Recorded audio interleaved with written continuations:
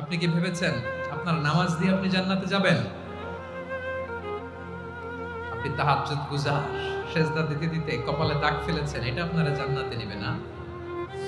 আপনি এলাকার সবচেয়ে বড় হাতেম তাই দানশীল, এই দানের ভরসায় বসে আছেন। কুশ্চিন কালো ভাব। আমাদের নামাজ, আমাদের রোজা, আমাদের ইবাদত, এগুলোকে মিজানের পাল্লায় উঠালে কোনো ওজনই হবে না। তবে আমাদের একটা কৌশল জানা আছে, আমরা আল্লাহর রহমতের ভিখারি। আমরা সেদিন আগেই গুনার স্বীকৃতি দিয়ে দেব। আমরা বলবো, আল্লাহ তুমি প্রশ্ন করার আগে তোমার একটা কথা বলি, আমারে কিছু জিজ্ঞেস করো না, আমি সব করেছি।